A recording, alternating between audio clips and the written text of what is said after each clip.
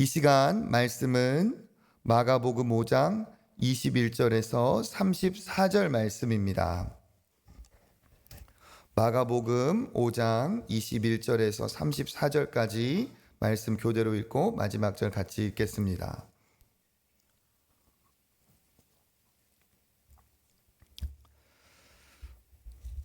마가복음 5장 21절입니다. 예수께서 배를 타시고 다시 맞은편으로 건너가시니 큰 무리가 그에게로 모이거늘 이에 바닷가에 계시더니 회당장 중에 하나인 야이로라 하는 이가 와서 예수를 보고 발 아래에 엎드리어 간곡히 구하여 이르되 내 어린 딸이 죽게 되었사오니 오셔서 그 위에 손을 얹으사 그로 구원을 받아 살게 하소서 하거늘 이에 그와 함께 가실새 큰 무리가 따라가며 에워싸 밀더라. 12해를 혈루증으로 알아온 한 여자가 있어 많은 의사에게 많은 괴로움을 받았고 가진 것도 다 허비하였으되 아무 효험이 없고 도리어 더 중하여졌던 차에 예수의 소문을 듣고 무리 가운데 끼어 뒤로 와서 그의 옷에 손을 대니 이는 내가 그의 옷에만 손을 대어도 구원을 받으리라 생각함일러라. 이에 그의 혈루 근원이 곧 마름에 병이 나은 줄을 몸에 깨달으니라. 예수께서 그 능력이 자기에게서 나간 줄을 곧 스스로 아시고 무리 가운데서 돌이켜 말씀하시되 누가 내 옷에 손을 대었느냐 하시니 제자들이 여짜오되 무리가 애워싸 미는 것을 보시며 누가 내게 손을 대었느냐 물으시나이까 하되 예수께서 이 일 행한 여자를 보려고 둘러보시니 여자가 자기에게 이루어진 일을 알고 두려워하여 떨며 와서 그 앞에 엎드려 모든 사실을 여쭈니 예수께서 이르시되 딸아 내 믿음이 너를 구원하였으니 평안히 가라 내 병에서 놓여 건강할지어다. 아멘. 할렐루야. 은혜의 자리에 잘 나오셨습니다. 하나님께서 오늘도 모든 분들에게 또 크신 은혜로 채워주실 줄 믿습니다. 오늘 말씀은 회당장 야이로라 하는 사람이 예수님께 나온 장면입니다. 그가 어떻게 예수님을 맞이하고 있는지 우리 22절을 한번 읽어보겠습니다. 회당장 중에 하나인 야이로라 하는 이가 와서 예수를 보고 발 아래 엎드리어 아멘. 회당장 중에 하나인 야이로. 회당장이라 하면 이제 회당에 대표하는 사람인데요. 회당은 그 당시 이제 이스라엘 문화를 보면 이제 디아스포라 유대인들이 다 흩어져 있는 중에 성전을 갈 수 없는 상황이었죠. 성전이 무너지고 성전을 갈 수 없는 상황 중에 그들이 구심점에 역할을 했던 성전이 사라졌기 때문에 또 성전에 갈 수 없는 상황이기 때문에 성전을 대신하는 성전은 아니지만 성전을 대신하는 그러한 어떠한 이제 장소를 그들이 세웠습니다. 그리고 그 회당이 그 장소가 이제 회당인 것이고 그 회당에 모여서 이제 성전에서 하던 것처럼 제사를 드리고 막 그렇게 할 수는 없지만 그 대신 그들이 하나님의 말씀을 같이 나누고 그곳에서 모여서 이제 함께 공동체 의식을 가졌던 것이 바로 회당입니다. 그러니까 그 회당은 이제 그 이후에도 이스라엘 사람들의 어떤 자기 지역의 중심지 역할을 했죠. 기본적으로는 이제 종교적인 중심지 역할을 했기 때문에 모여서 말씀을 낭독을 하고 암송을 하고 말씀을 듣고 하는 신앙적인 구심점의 역할을 했고 자연스럽게 사람들이 모이다 보니까 중요한 일을 결정을 하고 또 그곳에서 그 마을에 있는 아주 중요한 사항을 또 토의를 하고 이러한 역할을 했던 게 바로 회당입니다. 또 중요한 역할을 하다 보니까 뭐 중요한 거래가 이루어지기도 하고 하면서 그 이스라엘 나라의 그 당시 아주 중요한 역할을 하던 거점이 바로 회당입니다. 그러니까 그 회당의 장이라고 한다면 우리로 말하면은 뭐 국회의원이나 아니면은 이 동의 어떤 동장이나 이런 것처럼 그 지역을 대표하는 사람이겠죠. 신앙적으로도 그들은 어떤 권위가 있었고 또 그들의 리더로서도 아주 자격이 있었습니다. 그런 사람들은 존경받는 사람이었고 또 그 당시로 보면 신앙적으로나 또 세상의 어떤 권세로 볼 때도 그들은 우월한 앞서 있는 그런 지도자 마을의 지역의 지도자급에 해당하는 사람입니다. 그러니까 이 회당장 중에 야이로라 하는 사람이 예수를 보고 발 아래 엎드렸다 하는 것은 굉장한 겸손이자 자기를 비운, 자기를 예수님 앞에서 완전히 내려놓은 굴복의 그런 형태라고 볼 수가 있겠죠. 예수님은 당시 회당장에 비교를 한다면 어쩌면은 사회적으로는 회당장이 훨씬 더 높은 지위가 있는 사람입니다. 그러니까 당시로 보면 회당장은 명망, 재력, 어떤 사람들에 대한 존경심, 인기, 갖출 것은 다 갖춘 그런 부족함이 없는 사람이라고 볼 수 있는데 이 회당장이 예수님께 발 아래 엎드려서 지금 이야기하고 있습니다. 그 이유가 무엇인지 우리 23절 읽어보겠습니다. 간곡히 구하여 이르되 내 어린 딸이 죽게 되었사오니 오셔서 그 위에 손을 얹으사 그로 구원을 받아 살게 하소서 하거늘. 아멘. 이가 그렇게 예수님께 발 아래 엎드려서 간곡히 구하고 있습니다. 이 행위 자체가 예수님을 이제 인정을 하는 자세죠. 그리고 예수님 앞에 자기를 겸손히 엎드린 자세이고 예수님께서 자기의 그 문제를 해결할 수 있다는 믿음이 확실히 있기 때문에 이와 같은 예수님 앞에 겸손함을 보이고 있습니다. 이 사람이 이렇게 예수님께 엎드린 이유는 그 뒤에 나오고 있죠. 뭐라고 하고 있습니까? 내 어린 딸이 죽게 되었사오니. 그 딸이 뒤에 보면 나이가 12살 정도 되었다라고 되어 있습니다. 12살 된 어린 딸이 죽게 되었사오니 뭐라고 말하고 있습니까? 오셔서 그 위에 손을 얹으사 구원을 받아 살게 하소서. 그러니까 예수님께서 당시에 많은 병자들을 고치시고 또 귀신을 쫓으신 그 놀라운 권세와 이적을 행하셨던 분이기 때문에 이 회당장이 와서 엎드리는 겁니다. 예수께서 오셔가지고 내 딸을 한번 만져주시면, 내 딸의 손을 얹고 예수께서 명령하시면 그 질병도 이 죽게 된 이 병에서 분명히 나을 수 있을 거다 하는 확신을 가지고 예수님께 간구를 하고 있습니다. 이와 같은 모습만 봐도 확실히 그가 예수님을 인정하고 있고 믿음에 대한 확신도 있다는 것을 알 수가 있죠. 이렇게 자식의 문제를 가지고 이 야이로가 나왔습니다. 자식의 문제가 아니라고 한다면 이 사람이 예수님 앞에 사실 꿇어 이렇게 엎드려서 구할 이유는 없는 것이죠. 우리도 이렇게 보면 사회적으로나 직장이나 어떤 위치로 다 모든 것을 가진 것 같지만 자녀 문제가 다가올 때가 있습니다. 사실 부모의 마음으로 자식이 이렇게 아프고 문제가 있을 때 엎드리지 않을 이제 부모가 없겠죠. 이것으로 인해서 예수님께 야이로가 무릎을 꿇었습니다. 예수님께 이 자식 문제가 아니었다면 무릎을 꿇을 일이 없었겠죠. 그런 점에서 이 야이로가 예수님께 무릎을 꿇은 것은 참 복된 일입니다. 그 과정이 자녀의 문제, 인생의 문제, 고난으로 무릎을 꿇었지만 이렇게 예수님께 무릎을 꿇고 엎드려서 간곡히 구한다는 것 자체가 복된 일이죠. 그렇기 때문에 우리가 정말 고난이 있고 특별히 자녀의 문제로 기도하게 하신 것도 하나님의 은혜이자 나에게도 축복이고 우리 자녀들에게도 반드시 하나님이 주실 은혜와 복이 있다고 믿습니다. 오늘 또 자녀의 문제로 기도하시는 모든 분들에게 또 하나님이 은혜를 주실 줄 믿습니다.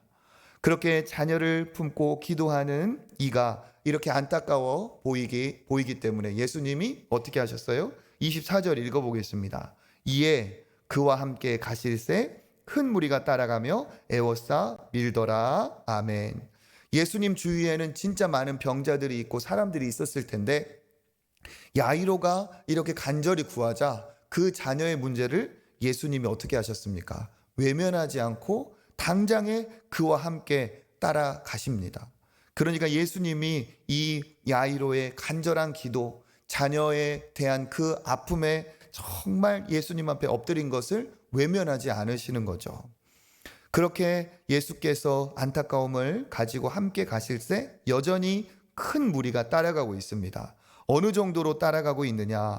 뒤에 보니까 애워싸서 밀더라. 애워싸서 밀더라. 뒤에 보면 혈루증 여인의 치유의 기적이 나오는데 그것을 우리가 예견을 할 수가 있습니다. 애워싸서 밀더라. 그렇게 예수께서 함께 가실 때 중간에 지금 회당장 야이로의 딸을 고치러 가는 도중에 한 가지 사건, 한 가지 해프닝이 이제 일어나는 거죠. 지체된 사건입니다. 우리 그 여인이 어떤 여인이었느냐? 25절에 보니까 12해를 혈루증으로 알아온 한 여자가 있다 얘기하고 있습니다. 그 여인의 사연이 어떠한지 우리 26절 읽어보겠습니다. 많은 의사에게 많은 괴로움을 받았고 가진 것도 다 허비하였으되 아무 효험이 없고 도리어 더 중하여졌던 자에 아멘. 이 여인이 병을 앓고 있는데 어떠한 고통을 받았습니까? 12해 12년이나 고통을 받았던 것도 참 너무 안타까운데 그 내용이 너무 정말 비참하다 할 정도로 안타까운 상황입니다. 많은 의사에게 많은 괴로움을 받았고, 그렇다면 한두 명의 의사를 만났다는 게 아니죠. 이 여인은 낫고자 하는 노력으로 많은 의사들을 만났습니다. 그런데 그 많은 의사들마다 어떠한 처방이나 어떠한 노력을 하게 했겠죠. 그런데 그 노력이 다 결실이 있고 치유로 연결된 것은 하나도 없습니다. 그러니까 많은 의사를 만난 수고가 많은 괴로움이 되어버렸죠. 그리고 또 어떻게 되었습니까? 이제는 가진 것도 그 많은 의사가 공짜로 그렇게 고쳐주려고 시도한 것도 아니었겠죠. 가진 것도 다 허비했습니다. 그러면 어땠을까요? 이제 가진 것도 없습니다. 그리고 뒤에 보니까 어떻게 되었다고 말합니까? 아무 효험이 없고 가진 것은 다 써버렸는데 노력은 아무것도 이제 결실이 없고 아무것도 달라진 게 없죠. 거기다가 더 큰 문제가 뭡니까? 도리어 더 중하여졌던 자에 노력을 안 한 것도 아니고 방치한 것도 아니었는데 도리어 그 모든 노력이 허사가 되고 그 병세는 더 안 좋아진 그런 상황입니다. 아시는 것처럼 혈루증이라는 것은 여인에 있는 그 고유의 장기에 피가 흐르는 그런 질병이죠. 부인과 계통으로 계속 출혈이 있는 그러한 안타까운 여인입니다. 이 여인이 사춘기부터 알았다면 이제 20대 정도는 되었을 것이고, 그리고 결혼 후에 이런 병이 있었다면 아마 남자에게 버림을 받을 그러한 정말 안타까운 사연이 있는 그런 여인일 것입니다. 이 여인이 12년 동안, 말이 12년인지 12년이 얼마나 참 시간으로도 짧지 않은 시간이죠. 거기다가 더 안타까운 건 뭐냐? 아시는 것처럼 이 피가 흐르는 것은 그 당시 율법에 의거해서 생명이 파괴되는 그러한 것을 상징하기 때문에 부정한 상황이었습니다. 그러니까 이 부정한 여인은 앉은 자리도 부정하고 만지는 것도 부정해지고 만진 사람도 다 부정해지는 그런 여인입니다. 그러니까 12년 동안 병만 가진 게 아니라 사회적으로도 마치 문둥병자처럼 그렇게 이 여인은 고립이 돼서 바깥으로 그 남병 환자처럼 이렇게 추방되는 건 아니었겠지만 자기 혼자 자기 집에서 고립된 생활을 할 수밖에 없는 그러한 여인이었을 겁니다. 가족들도 함께 할 수 없고 어떤 사람이든 만나면 부정해지는 그러한 상황이었기 때문에 누군가 교제할 수도 없는 그런 상황입니다. 육체적인 질병과 또 사회적인 또 정신적인 심적인 고통이 굉장히 컸겠죠. 그런데 이 여인이 어떻게 합니까? 27절 읽어보겠습니다. 예수의 소문을 듣고 무리 가운데 끼어 뒤로 와서 그의 옷에 손을 대니 아멘. 이 여인이 밖으로 나온 거죠. 나와서 자기 자신을 일단은 숨겼을 겁니다. 자기가 누구인지 감추고 나와서 어떻게 합니까? 무리 가운데로 끼어, 그러니까 애워싸 예수님을 미는 그 무리 가운데로 끼어 뒤로 와서, 예수님의 뒤로 와서 예수님의 옷에 손을 대었다. 예수님의 겉옷을 만진 겁니다. 왜 그렇습니까? 예수님의 소문을 듣고 이와 같은 행동을 한 거죠. 그가 이와 같은 행동을 한 이유가 28절에 나옵니다. 읽어보겠습니다. 이는 내가 그의 옷에만 손을 대어도 구원을 받으리라 생각함 일러라. 아멘. 내가 그 옷에만 손을 대어도 구원을 받을 거라는 믿음을 가지고 이 여인이 예수님의 옷을 만졌습니다. 그러니까 이 여인에게 어떤 일이 벌어졌습니까? 29절에 보니까 이에 그의 혈루 근원이 곧 마름에, 그러니까 만지자마자 그런 일이 일어났다는 거죠. 곧 마름에 그 여인이 깨닫습니다. 자기의 그 환부, 자기에 있었던 그 아랫배의 통증이 사라진 것을, 갑자기 사라진 것을 여인이 알고, 다른 사람들은 다 모르겠지만 만진 여인이 자기 몸에서 일어난 일을 깨닫습니다. 이렇게 그 여인이 예수님을 옷을 만지고 이렇게 나은 것을, 이제 상황이 이제 좋은 상황이죠. 좋은 상황인데 이때 여인만 이 상황을 안 것이 아니었습니다. 30절 읽어보겠습니다. 예수께서 그 능력이 자기에게서 나간 줄 곧 스스로 아시고 무리 가운데서 돌이켜 말씀하시되 누가 내 옷에 손을 대었느냐 하시니 아멘. 그것을 몸이 나은 여인이 알았고 또 누가 알았습니까? 그렇죠. 예수께서 곧 스스로 아시고, 예수께서 아시고 누가 내 옷에 손을 대었느냐 얘기를 하십니다. 아무도 몰라요. 아무도 몰라. 거기 있는 사람들이 정말 수많은 사람들이 있지만 누구하고 누구만 아는 사실입니까? 나은 이 여인과 또 낫게 하신 예수님만 알게 된 상황이죠. 그러니까 이게 신앙이라는 게 그렇습니다. 하나님이 은혜를 주시고 응답을 주시면 다른 사람들은 몰라요. 다른 사람들은 모르는데 은혜를 받은 사람은 알고 또 은혜를 주신 하나님은 알고 계시는 거예요. 그러니까 우리가 신앙이 1대1이다 하는 얘기도 많이 하고, 또 뭡니까? 은혜를 받은 사람은 남이 모르는 기쁨과 감사가 넘칠 수밖에 없는 것이죠. 이렇게 하나님과의 다른 사람들은 모르는 은밀한 그 1대1의 스토리, 이러한 비밀이 있는 사람이 진짜 신앙인입니다. 그러한 하나님이 아시는 믿음의 응답이 있기에 또 오늘 새벽에 나오신 줄 압니다.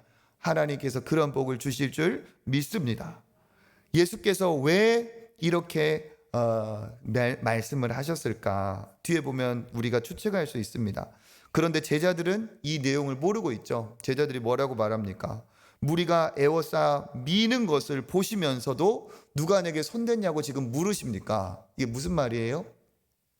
이 여인이 손을 대서 나은 것을 예수님은 얘기하는데 주변 사람들은, 제자들은 모르고, 지금 예수님을 만진 사람이, 미는 사람이 한두 명이 아닌데 왜 뜬금없이 그런 얘기를 하십니까? 하는 거죠.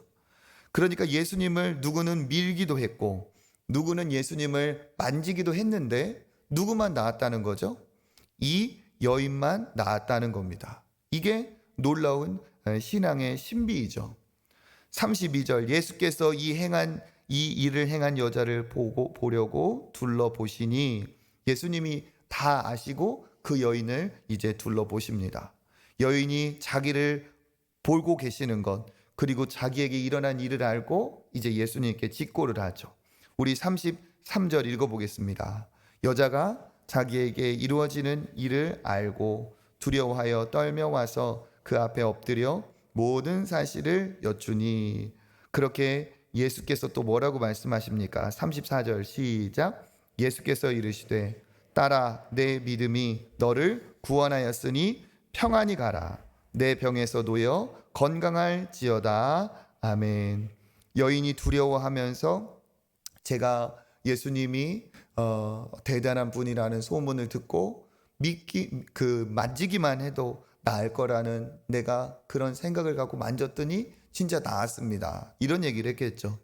그걸 다 주변의 사람들이 아마 들었을 겁니다. 그 얘기를 다 들은 후에 두려워하는 그 여인에게 예수님이 칭찬의 말씀, 축복의 말씀을 하시죠. 딸아, 내 믿음이 너를 구원하였으니. 그러니까 이 여인이 낫게 된 이유는 어디에 있습니까? 믿음이 있다는 거죠. 다른 사람들이 밀고 만지고 하는 사람들은 호기심에서 만지고 또 그러한 어떤 예수님을 만지면 혹시라도 나한테 무슨 좋은 일이 있지 않을까 하는 그 정도였을지 모르겠지만, 이 여인은 간절한 믿음으로 나을 거라는 확신을 가지고 예수님을 만졌죠. 그것이 기적이 되고 치유가 되었습니다. 그러니까 누구나 예수님 앞에 다 나올 수 있어요. 다 예수님 앞에 나올 수 있지만, 누구는 그냥 그게 일상의 반복이고 연속일 수 있지만, 누구에겐가는 또 잊지 못할 기적의 응답이 될 수 있습니다. 예수께서 기뻐하시는 그러한 신자의 모습, 신앙의 모습은 뭡니까? 예수님께 나오더라도 믿음을 가지고 나오고 예수님을 믿음을 가지고 대하는 자를 기뻐하시죠. 예수께서 뭐라고 말씀하십니까? 딸아, 내 믿음이 너를 구원하였으니 내 병에서 놓여 건강할지어다 하면서 축복의 말씀을 하고 이제 떠나 보내시죠. 예수님이 이렇게 말씀을 하시는 것을 보고 아마 그 곁에 있었던 회당장은 애가 탔을 겁니다. 왜? 빨리 가서 딸을 고쳐야 되는데 지금 중간에 사건 사고가 일어나서 늦어졌기 때문에 그렇죠. 오늘 이 말씀을 사실 이렇게 저도 빨리빨리 얘기를 하느라고 하여튼 했지만, 또 나중에 또 기회가 있겠죠. 찬찬히 볼 수 있는 기회가 있을 겁니다. 오늘 말씀을 통해 우리가 얻을 수 있는 또 신앙의 모습과 메시지는 뭡니까? 예수님께 나갈 때는 내 사회적인 지위, 체면, 내가 밖에서 어떤 사람인지 다 소용이 없어요.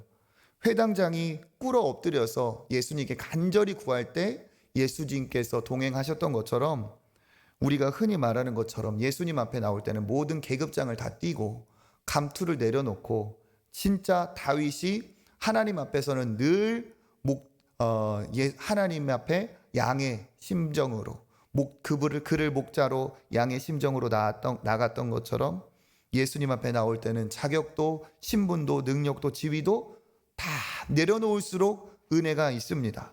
겸손함과 간절함만이 예수님을 움직이게 하신다는 것을 알 수 있죠. 기도의 자리에는 어린아이와 같이 주님을 붙들 때 하나님께서 은혜를 주실 줄 믿습니다. 특별히 자녀를 위해 기도할 때는 더욱더 우리가 하나님 앞에 그렇게 나아가야 되겠죠. 그리고 이 혈루증의 여인이 어떻게 예수님께 나오게 되었습니까? 내용을 보면 예수님에 대한 소문을 듣고 나갔어요. 이 소문을 듣고 그가 생각을 하고 결단을 하고 나갔어요. 근데 생각을 해보세요. 이 사람이 12년 동안이나 많은 의사에게 많은 고통을 당하고 가진 것도 허비하고 도리어 더 중하여졌던 차에 이렇게 나갔다는 것은, 이건 대단한 일이거든요. 첫 번째 뭐가 중요합니까? 예수님의 소문이 대단하고 중요했다는 거예요. 소문이 들려왔기 때문에 여인이 나갈 수가 있었죠. 우리는 어떤 소문을 내고 어떤 소문을 듣고 있는가? 예수 그리스도를 만난 우리는 예수의 소문을 내는 복음의 사람들이 되어야 될 줄 믿습니다. 우리의 소문을 듣고 누군가는 정말 죽을 고통 중에서 소망을 찾을 수가 있어요. 우리가 예수님의 소문을 듣고 또 예수님의 소문을 말하는 복음의 사람이 되어야 되겠죠. 또 한 가지 뭡니까? 아무리 절망적인 상황이라 할지라도 그 절망을 소망으로 우리가 바꾸고 믿음으로 나아가야 된다는 겁니다. 믿음이 있다는 것은 예수님을 찾아가서 정말 두려움을 무릅쓰고 모든 시선을 다 뒤로 하고 예수님을 만지는 그 행위가 바로 믿음이었다는 거죠. 믿음은 머릿속으로만 알고 있고 마음속으로만 갖고 있는 것이 믿음이 아닙니다. 믿음이 있다면 믿음대로 주님을 부르고 찾고 구하는 것이 믿음이고, 그렇게 믿고 나아갈 때 하나님께서 은혜를 주실 줄 믿습니다. 이 여인과 회당장의 딸과의 유사관계가 있어요. 그죠? 이 회당장의 딸이 몇 살이라고 했습니까? 12살. 지금 이 혈루증 여인이 몇 년 동안 고생을 했다고 합니까? 12년. 그렇죠? 횟수가 같아요. 그리고 여성, 당시에 인정받지 못했던 부류였던 여성이라는 것도 같습니다. 그리고 예수께서 이 사람을 고칠 때 뭐라고 부르십니까? 딸아, 내 믿음이 너를 구원하였다. 예수님이 여인에게 딸아 이렇게 부른 적은 여기밖에 없어요. 그러니까 예수님은 야이로를 충분히 배려하고 계시고 야이로에게 믿음을 가지라는 사인을 주고 계시는 거죠. 그러한 것들이 이제 내일 본문에서 이어지고 또 말씀에 은혜가 있을 줄 압니다. 오늘 이와 같은 말씀으로 하나님 앞에 더 간절히 구하시고 또 믿음으로 구하셔서 하나님이 주시는 은혜와 복을 누리시는 저와 여러분 되시기를 주님의 이름으로 축복합니다. 기도하겠습니다. 하나님 감사합니다. 하나님께서 오늘도 우리에게 소망의 말씀을 주시니 감사를 드립니다. 예수님의 소문을 듣고 그 부정적인 생각 또 그 답답한 모든 마음이 사라지고 기대와 소망으로 바꾸어진 것처럼 오늘 이 시간 새벽에 나와 기도하는 모든 분들에게 주여 그 예수의 소문으로 오늘 말씀에 아버지 이 기쁜 소식으로 절망이 소망으로 바뀌며 기대와 기쁨이 아버지 있게 하여 주시옵소서. 아버지 겸손하게 이 회당장이 주님 앞에 구할 때 아버지께서 그렇게 예수 그리스도가 동행하셨던 것처럼 우리와 동행하여 주시고 은혜로 아버지께서 늘 채워 주시옵소서. 아버지께서 그 여인을 긍휼히 여기시며 딸이라 부르신 것처럼 오늘 우리를 아들이라 딸이라 부르시며 기뻐하실 줄 믿습니다. 믿음의 기도를 하게 하시고 기도하는 자에게 놀라운 예수님과 나만이 아는 이 놀라운 비밀의 응답을 체험하게 하여 주시옵소서. 모든 것 감사드리며 예수 그리스도 이름으로 기도드립니다. 아멘. 우리 같이 기도하며 기도의 자리로 나아가겠습니다. 우리 3월 사역 그리고 세봄 은혜 집회 또 사랑하는 우리 초등부 겨울 성경학교 등 교회를 위해서 또 은혜가 더 흘러넘치는 초청